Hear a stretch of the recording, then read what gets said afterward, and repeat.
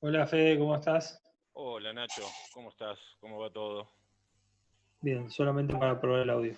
Bien. Pongo en silencio. Bueno, aprovecho entonces, ya que vemos que el audio funciona bien, para darles la bienvenida de a poquito. Nos vamos sumando, ya somos 12. Buen viernes, buenas tardes, buen comienzo de fin de semana para todos, para todas. Y vamos a recorrer hoy esto que vemos aquí, que es el camino de las estancias jesuíticas.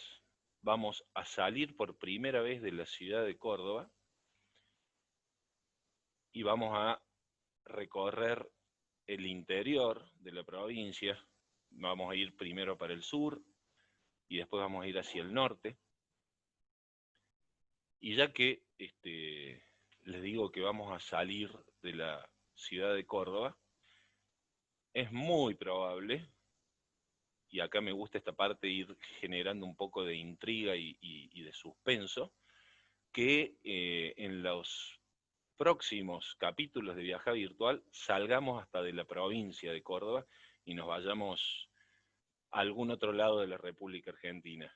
Ya durante el tour de hoy vamos a estar comentándoles un poco, adelantándoles a lo mejor lo que vamos a hacer durante el mes de agosto.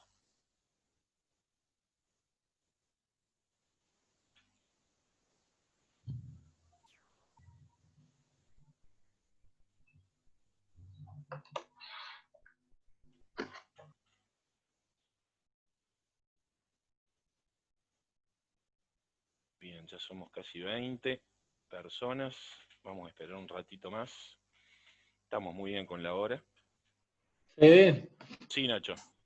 yo te escucho muy bajo. No sé si es un tema de mi máquina o si algún otro participante puede corroborar. ¿Cómo? Yo te escucho muy Sí, bajo. No sí, sé sí, si es sí, un sí. tema mío o, o a algún otro participante le pasa lo mismo. Bueno, eh, yo calculo que se... Hola Federico, hola Ignacio. Buenas tardes, soy Claudia Turturro. Yo estoy escuchando bien por ahora. Ah, bien, perfecto, bien. Bueno, gracias Claudia Hola, entonces. hola Federico, hola José Ignacio, soy Catalina, yo estoy escuchando bien también. Perfecto, Catalina, muchas gracias. Menos mal, listo. Fíjate, Nacho, entonces por ahí puede ser algún volumen de la compu tuya o de los auriculares. Ya encontré la causa. Bien, igualmente las dos personas que hablaron son de la tribuna mía, así que obviamente que iban a decir que me escuchaban bien. Muy bien, muy bien. No, la causa es que tengo conectado el televisor Ah, bien. para ver más grande y ese es el motivo. Ah, perfecto, perfecto. Bueno, ya somos 23.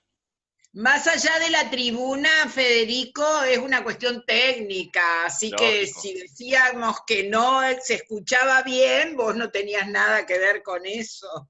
Bueno, pero déjame que me agrande un poquito, Catalina. Déjame que me agrande Bueno, un poco. dale, viene bien, hay que levantar la autoestima. Muy bien, muy bien. Gracias. Gracias a vos, gracias a vos.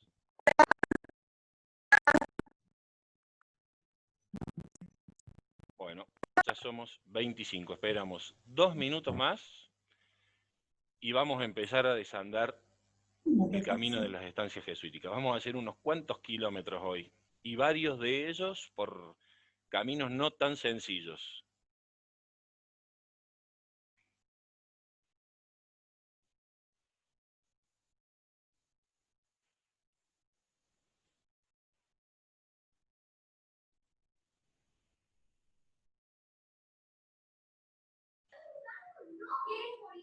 Para ayudar un poquito, aviso que escucho bien. Soy Adolfo.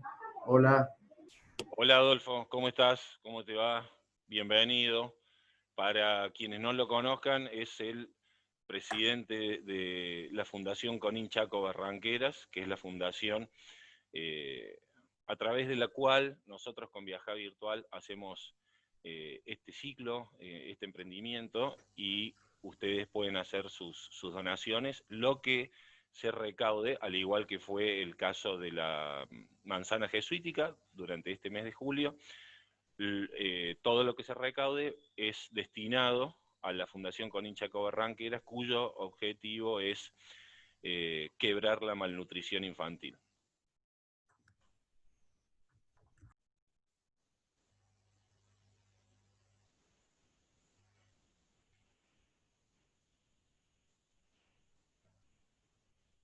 Bien. Vamos en 1 minuto, empezamos. Exactamente 6:05 vamos a empezar. Vamos a aceptar acá.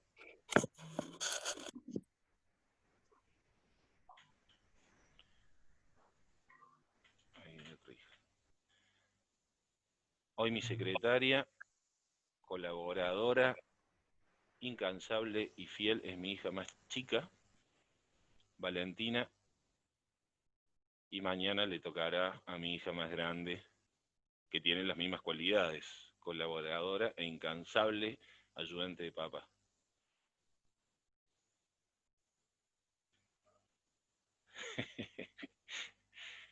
Bien. Bueno, vamos entonces, somos 30 personas, se irán sumando seguramente o de alguna manera durante los próximos minutos aquellos que falten. Vamos a comenzar a recorrer el camino de las estancias jesuíticas y de esta manera vamos a cerrar o tratar de hacer un análisis completo del legado jesuítico en la provincia de Córdoba. En el primer tour recorrimos la ciudad de Córdoba con los 3 edificios que forman parte de la manzana jesuítica, pero los jesuitas no solo se quedaron aquí en la ciudad, sino que también se les hizo necesario salir de la ciudad para adquirir tierras y construir estos edificios que estamos viendo en el flyer del evento de hoy, que son las estancias jesuíticas. Pero vamos a tratar, antes de empezar a recorrer cada una en particular y ver qué función desarrollaba y qué rol cumplía cada una de las estancias jesuíticas, vamos a tratar de entender la expresión general que cumplían las estancias jesuíticas. Fueron antiguos establecimientos agropecuarios, vitivinícolas, ganaderos dedicados a solventar los 3 grandes edificios de la manzana jesuítica y eran sostenidos obviamente por los padres de dicha orden. Las estancias jesuíticas que nosotros vamos a recorrer son 5: Altagracia, Jesús María, Colonia Carolla, La Candelaria y Santa Catalina. A esas 5 estancias jesuíticas habría que agregarle una 6ª, que es la estancia de San Ignacio, de la cual solamente quedan escombros y está absolutamente en ruinas. Por eso, el camino de las estancias jesuíticas está concentrado en estos 5 grandes conjuntos edilicios, que a diferencia de las reducciones del Paraguay y del norte argentino, cuyo propósito era la reorganización social y educativa, en las estancias de Córdoba se logró transformar toda la producción agrícola, ganadera y vitivinícola, y a la vez que se levantaban muchos de los grandes edificios, de las grandes iglesias, de la arquitectura colonial más bella y más representativa de esa época. Las estancias jesuíticas, como nosotros las vamos a ver hoy, son la réplica de construcciones que ya existían en Europa. Los jesuitas ya habían establecido estancias en el continente europeo, pero ¿cuál era el gran desafío? Adaptar esas mismas construcciones, esa misma metodología, esa misma forma de trabajo a las condiciones de la tierra, del clima y sobre todo de las relaciones humanas con los pueblos originarios aquí en Sudamérica. En Europa habían tenido muy buen resultado, pero al ser trasladadas, al ser cambiadas de continente, había ciertos factores como estos que les estoy nombrando, como el clima, como la geografía del lugar y la relación con esta gente desconocida, que ese era el principal desafío para los jesuitas, que como todos sabemos, son personas sumamente metódicas y trabajadoras, que a lo largo del tiempo fueron capaces de ir de ir consiguiendo cada uno de estos objetivos que yo les estoy proponiendo. La construcción de las estancias jesuíticas aquí en América del Sur tiene, en general, la misma estructura. Es decir, están conformadas por una iglesia, por un cementerio contiguo, por los claustros, que servían de residencia para los monjes, y luego para los talleres y la vivienda de los aborígenes. Entonces, ponen a trabajar ese ingenio y esa capacidad para adaptar esas soluciones que ya habían encontrado en Europa para poder lograrlo aquí en América del Sur. También, además de estas actividades que yo les acabo de nombrar, en las estancias jesuíticas se trabajaron actividades absolutamente vanguardistas para la época, como la herrería, como la curtiembre, como los tejidos, como la jabonería, como la panadería. En las estancias jesuíticas vamos a encontrar los primeros hornos de cal y los primeros hornos para ladrillos. Y a ver, desde un punto de vista económico, los jesuitas, a través de las estancias jesuíticas, lograban una producción de todo este tipo de materiales que les servía primero para autoabastecerse, porque ellos no contaban con dinero para solventar los 3 monumentos educativos y religiosos que estaban aquí en la manzana jesuítica de la ciudad de Córdoba. Entonces, con las estancias, en primer lugar se autoabastecían, y en segundo lugar, con el excedente de esa producción, los jesuitas lograban generar dinero. Lo intercambiaban con los pobladores de la zona a través de horas de trabajo o a través de dinero. La mayoría de estas estancias fueron construidas entre finales del siglo XVII, principios del siglo XVIII, y el proceso se divide en 2 grandes etapas, ¿sí? En un primer lugar es la adquisición de las tierras, que ahora estancia por estancia vamos a ir viendo cómo se logró, y en segundo lugar, la puesta en funcionamiento de todas estas actividades. Bien, dicho todo esto, presentando de manera muy general cuál era el objetivo de las estancias jesuíticas, las vamos a empezar a recorrer. La primera que vamos a recorrer es esta, que es la estancia de la Candelaria, ¿sí? Que es la estancia más alejada de la ciudad de Córdoba, aproximadamente a unos 150 kilómetros de la ciudad de Córdoba, y también es la de más difícil acceso, es la que más complicado se hace el camino para llegar.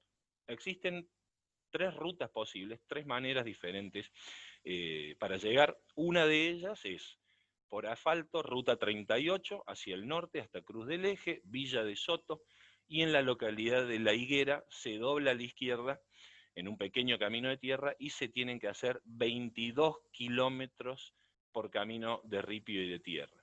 La segunda forma de llegar es por Villa Carlos Paz hasta Tanti, y desde Tanti otra vez camino de tierra y de ripio aproximadamente unos 50 kilómetros. Y la tercera forma de llegar es ir hasta la localidad de La Falda, en el valle de Punilla, y desde ahí doblar a la izquierda por lo que se conoce como la Pampa de Olaén, y desde ahí también son unos 50 kilómetros de camino de tierra y de cornisa, porque el camino va subiendo permanentemente.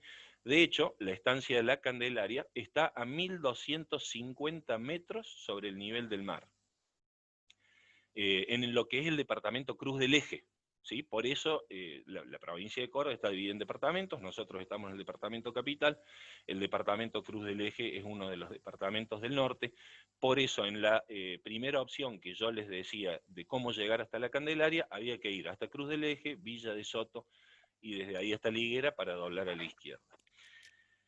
Fue declarada el 29 de noviembre del año 2000 Patrimonio de la UNESCO.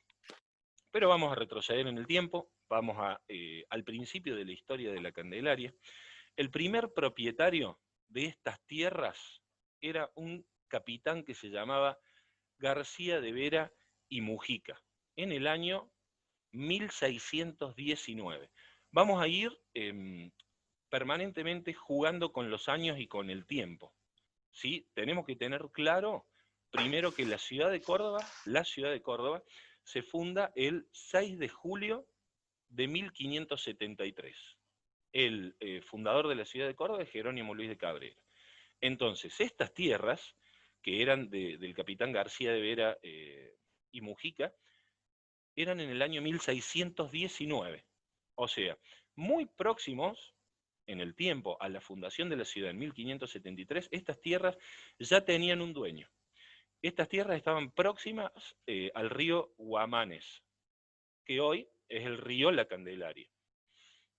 Cuando García Vera muere, en 1646, su hijo mayor, Francisco Heredia, se hace cargo de esas tierras, pero este señor tenía dos actividades. Una era la actividad rural, que él desarrollaba la actividad aquí en el campo, en estas tierras, y la otra era en la ciudad de Córdoba, en donde desempeñó diferentes cargos públicos, estuvo desempeñando diferentes lugares dentro de lo que era el cabildo de la ciudad, y cuando a la edad de 65 años se dio cuenta que llegar hasta la Candelaria realmente era una empresa bastante complicada, decidió quedarse con estos cargos públicos que ejercía aquí en la ciudad de Córdoba y dona todas estas tierras ¿a quién? Al noviciado de la Compañía de Jesús, a los jesuitas de la ciudad de Córdoba. Un año más tarde, los jesuitas incorporan todas estas tierras a sus propiedades. La estancia, acá vamos, fíjense esta foto, vemos todo el conjunto de la estancia, lo que hoy queda del conjunto de la estancia. La estancia de la Candelaria está ubicada realmente en el medio de la montaña, en el medio de la nada.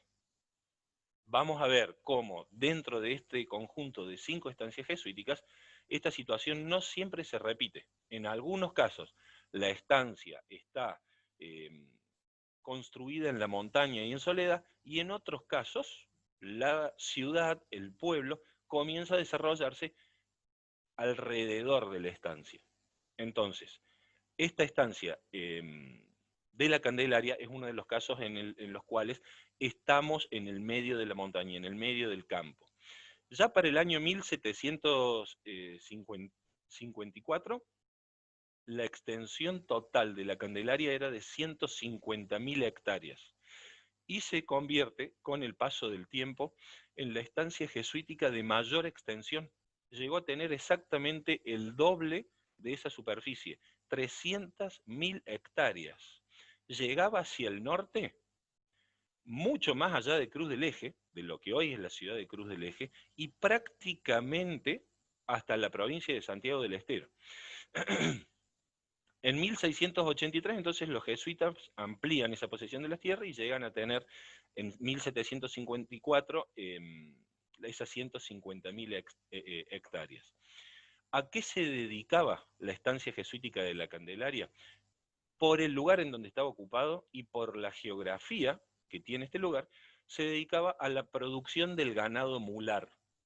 ¿Sí? Las mulas eran el medio de transporte y el medio en el cual se transportaban las mercancías y las mercaderías, no solo dentro de lo que hoy es la provincia de Córdoba, sino también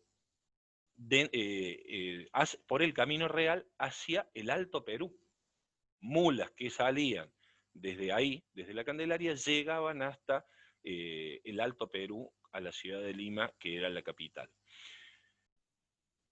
Y como está ubicada en este lugar que realmente es maravilloso, digamos, es tan difícil llegar a ver, por ejemplo, las conozco mucho, a todas las estancias jesuíticas, he ido muchísimas veces, pero a la Candelaria fui una sola vez.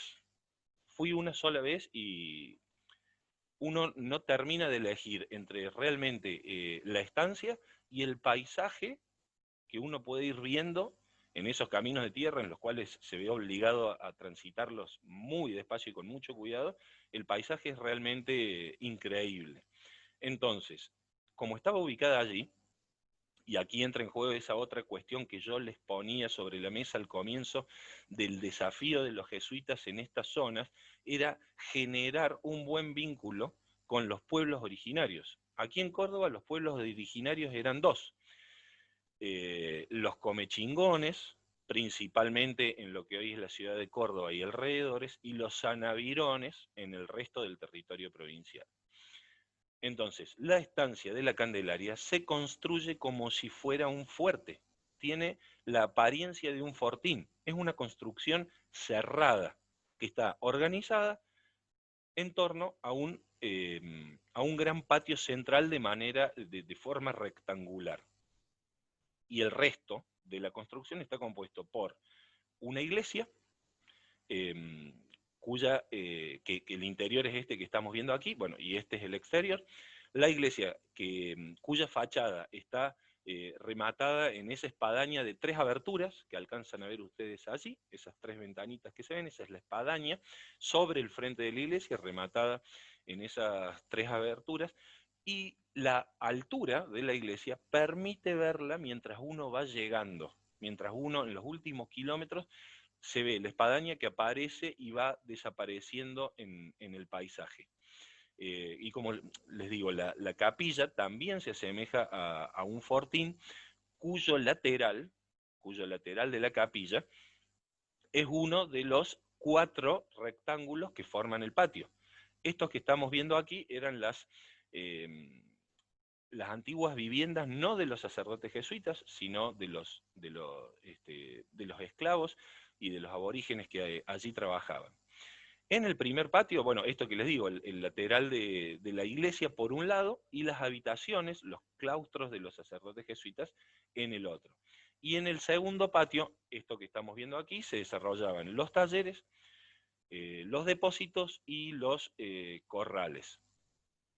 Otro aspecto que ven, fíjense lo que es el entorno. En el medio realmente de las sierras, de la montaña, está construida la estancia, y esto que yo les decía, que la cúpula, la parte alta de la capilla, aparece y desaparece cuando ya van faltando pocos kilómetros para llegar. Una de las cuestiones a las cuales los jesuitas ya lo habíamos visto en cierto punto dentro de la manzana jesuítica, y lo vamos a ver permanentemente aquí en las estancias jesuíticas, es el uso del agua potable. En toda construcción jesuítica, o en prácticamente el 90% de las construcciones jesuíticas, vamos a encontrar 2 elementos: el uso del agua potable y los túneles, la construcción de túneles. El uso del agua potable en las estancias jesuíticas era a través de lo que se denominaba tajamar. Recordemos esta palabra porque también nos va a acompañar durante el recorrido de las 5 estancias jesuíticas. El tajamar es una gran excavación en la tierra, es un pozo gigantesco en la tierra, a través del cual, por medio de canales y de acequias que se utilizaban desviando el curso de los ríos, se acumulaba el agua, ¿sí? Toda esta zona, por ejemplo, lo que yo les decía hace un ratito, el río, aquí cerca de de la Candelaria, era el río Guamanes, luego llamado la Candelaria, río La Candelaria. Ese río se desviaba a través de acequias, y esas acequias desembocaban en el tajamar, en donde se acumulaba el agua. Y desde el tajamar, que aproximadamente aquí en La Candelaria quedaba a 250, 300 metros del casco de la estancia, se lograba hacer llegar el uso de agua corriente. Sí, pasemos. Bueno, no, un segundito. Quiero contarles aquí, Esta es la capilla, es el interior. Este atrio, frente a este atrio, por el exterior está la larga fila de ranchos, esa que veíamos recién. Ahora sí pasemos. Muy bien, exactamente. Otra de las cuestiones que se desarrollaban aquí en la Candelaria eran los hornos, el uso de hornos. Recuerden, yo les decía, los primeros hornos para la cal y para los ladrillos. La fachada de la iglesia, que es justo la que estamos viendo aquí, es de una arquitectura simple, con muy poquita ornamentación, y en el interior igual, prácticamente no hay ornamentación, y quiero hacer una, antes que pasemos la foto, esta puerta, que es la puerta principal de la capilla, es una puerta de dos hojas, de algarrobo, y esta puerta es original. Esta puerta tiene aproximadamente 300 años. El nombre de la estancia, que es la Candelaria, es en honor a la Virgen de las Candelas, cuya festividad es el 2 de febrero de cada año, y en honor a ella la estancia se denomina de esa forma. Y por el exterior de la capilla, veíamos recién en algunas de las fotos, esas grandes construcciones con un ladrillo diferente, con un ladrillo más grande de largo y más delgadito de tamaño. Volvemos un poquito, de tamaño. Esos eran los contrafuertes. Esos contrafuertes son hechos en ladrillos cocidos, por eso tienen diferentes tamaños, y eran los encargados de sostener la estructura de esas paredes. Y al lugar del coro y del campanario, en la Candelaria, no se ingresa por dentro de la iglesia, sino que por una escalera exterior. Esto también tenía que ver con la cuestión de seguridad, ¿sí? Se subía por el exterior para poder ver si existía algún peligro. En el año 1941 fue declarada Monumento Histórico Nacional, y en el año 1982 fue adquirido por el gobierno de la provincia. Como gran parte de estas estancias tuvo un periodo de abandono y llamémosle también de saqueos y de robos y de hurtos, y recién, como les digo, a partir del año 82, del año 1982, cuando es adquirido por la provincia, comienza la puesta en valor y la puesta en funcionamiento desde un punto de vista turístico, para transcurrir prácticamente 20 años más y llegar al año 2000, cuando fue declarada Patrimonio de la Humanidad por parte de la UNESCO. Bien, a ver, vamos a... Sí, perfecto. Vamos a pasar a la próxima, entonces, y vamos a dejar la estancia de la Candelaria para pasar a hablar de la estancia de Altagracia. Sí, vamos a dejar esos terrenos de tan difícil acceso y tan complicados para ir a la estancia de Altagracia, que es la de más fácil acceso y la más cercana a la ciudad de Córdoba. Altagracia sería aproximadamente unos 35-36 kilómetros hacia el sur de la ciudad. Hoy por hoy se hace por un camino que es una autovía, en 25-30 minutos es muy fácil llegar. Y este es el caso contrario también al de la Candelaria, en el cual la ciudad de Altagracia crece en torno o crece a partir de la estancia jesuítica, ¿sí? El primer propietario de estas tierras fue Juan Nieto.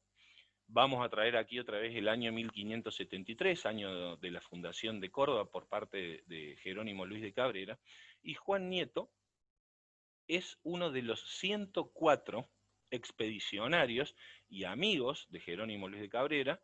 Recordemos que Jerónimo Luis de Cabrera desobedece la orden de fundar la ciudad de Córdoba mucho más al norte, aproximadamente en donde hoy es el Valle del Lerma, y envía un grupo de adelantados hacia el sur de Santiago del Estero, que era la última ciudad de lo que hoy es la República Argentina, 500 kilómetros más al sur. Ese grupo de adelantados llega hasta lo que hoy es la ciudad de Córdoba, y Jerónimo Luis de Cabrera funda esa ciudad allí con un grupo de 104 amigos, que él llama 104 amigos, y uno de ellos es Juan Nieto, a quien Jerónimo Luis de Cabrera le entrega estas tierras, le dona estas tierras, y su viuda, Juan Nieto fallece, y su viuda se casa con Alonso Nieto, ¿bien?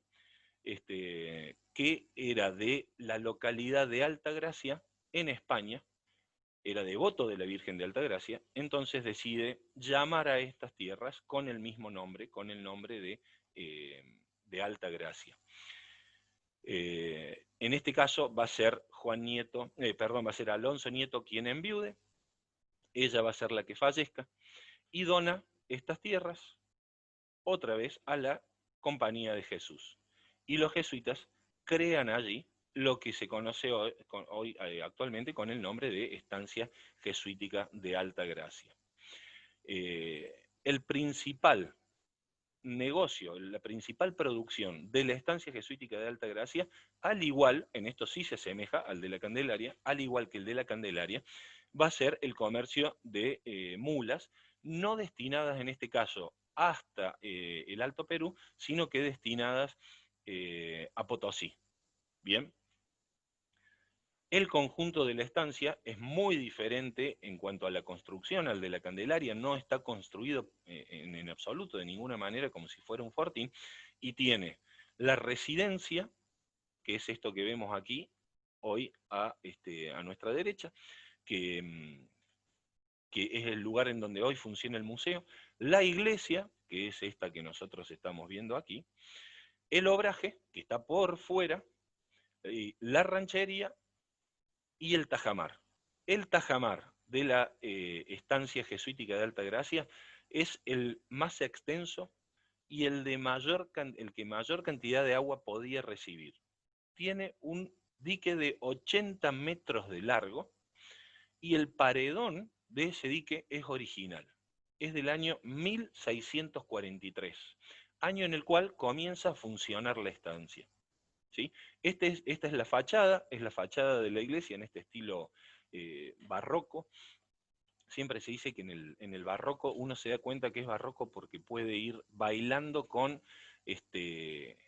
las curvas de la fachada de la iglesia, y dentro de lo que es el territorio total de la estancia había también dos molinos harineros y el horno para quemar cal y para cocinar tejas y ladrillos. Bien, aquí vemos, bien, este es el conjunto completo de la estancia. Fíjense cómo, desde el punto de vista del tamaño, es mucho más grande que la de la Candelaria, y de la construcción también, es una construcción absolutamente diferente. Solamente 3 jesuitas eran necesarios para poder llevar adelante toda esta construcción, en la cual trabajaban 300 esclavos en total, entre los pueblos originarios y los esclavos de origen africano. Y allí se llevaban a cabo tareas de herrería, de obraje, de molinos, de huertas. Y como yo les decía, esta situación también se repite aquí, los aborígenes eran los famosos conchavados. ¿Qué significaba eso? Que tenían un conchave, tenían un arreglo mediante el cual ellos trabajaban determinada cantidad de horas y no cobraban en dinero, sino que cobraban en especias. Entonces los jesuitas, toda la producción que se lograba, una parte la utilizaban ellos para el consumo, otra parte era destinada para la venta y otra parte era destinada para pagarle, para pagarle a los aborígenes. Fíjense, esta foto, este es el tajamar de Altagracia.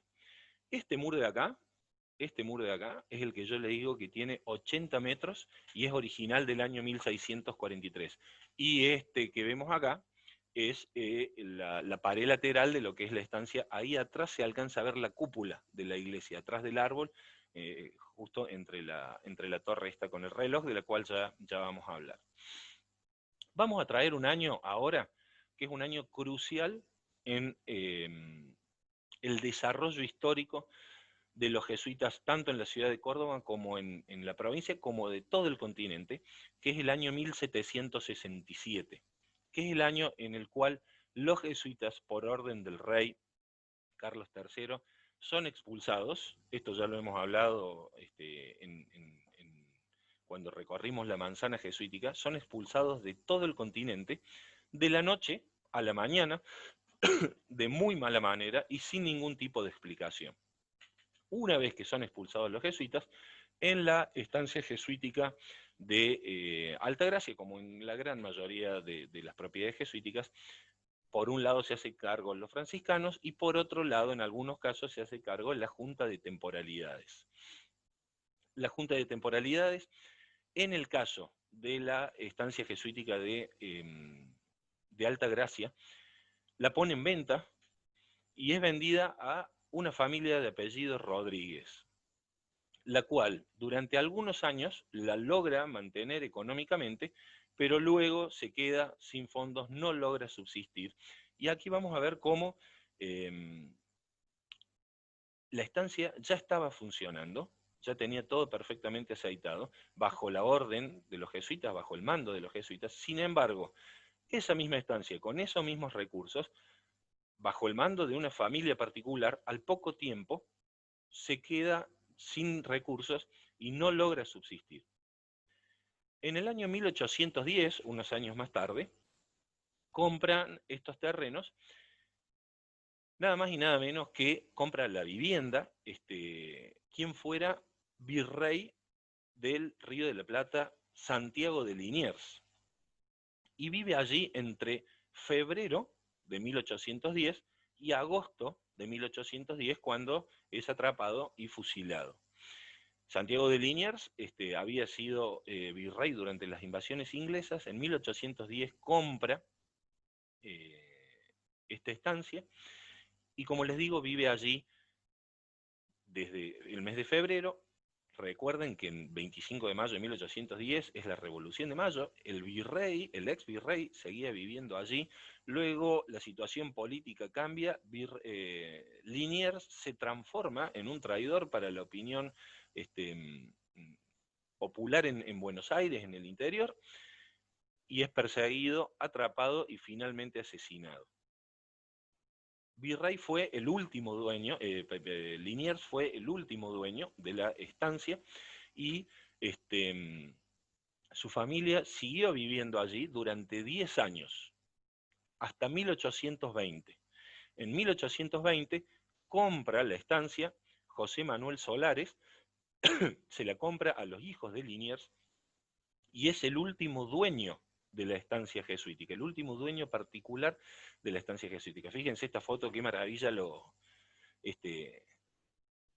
es una foto intermedia entre los años 1700 y la actualidad, cuando prácticamente Altagracia seguía siendo un páramo, y esto viene relacionado a lo que les quiero contar sobre Solares, que fue el último dueño, porque él, en 1868, hace la delimitación de los terrenos para la fundación de Altagracia.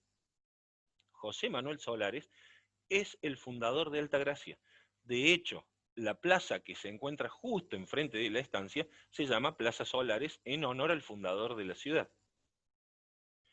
En el año 1941 es declarada Monumento Histórico Nacional, y en 1968 la Nación expropia esos terrenos para empezar a preparar lo que va a ser, a partir de 1972, algunas salas para que comience a funcionar como museo. Cosa que sucede a partir del año 1977, cuando estas salas ya estaban preparadas, e inaugura el museo de la estancia jesuítica.